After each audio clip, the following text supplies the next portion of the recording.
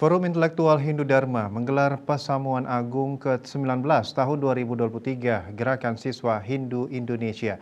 Pasamuan ini diharapkan mampu memberikan ilmu yang bermanfaat seputar agama dan berwawasan budaya Hindu.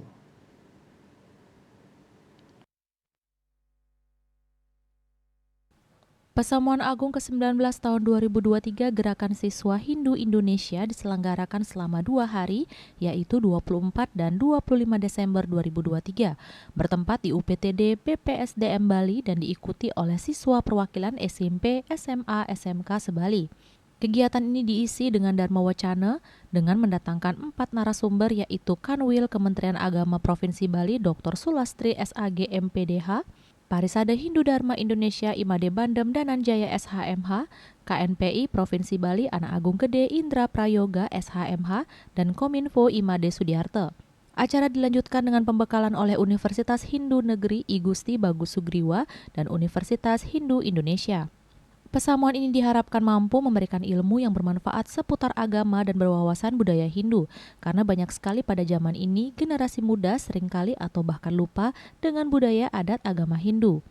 Kanwil Kementerian Agama Provinsi Bali Sulastri mengatakan dalam rangka mempersiapkan Indonesia Emas, generasi muda dapat mempersiapkan diri untuk mempertebal serada bakti dan penguasaan ilmu teknologi demi membentengi jati diri sebagai insan Hindu yang tangguh, mantap, dan berkualitas. Agama Hindu saat ini sangat penting sekali karena dengan menguasai pendidikan keagamaan paling tidak satu sisi telah terbentengi ya, karena harus ada keseimbangan antara spiritual dan bidang yang lainnya. Untuk itu ilmu agama atau keagamaan ini sangat penting sekali bagi adik-adik semua untuk memperkuat dan mempertebal serada baktinya dalam mengarungi kehidupan ini. Parisade Hindu Dharma Indonesia Imade Bandem Dananjaya mengapresiasi kegiatan positif ini dan diharapkan kegiatan seperti ini diadakan secara berkesinambungan. Kami dari Parisade Hindu Dharma Indonesia Provinsi Bali sangat apresiasi sekali, sangat apresiasi yang positif terhadap kegiatan Gerakan Siswa Hindu ini, Pasamuan Agung Gerakan Siswa Hindu.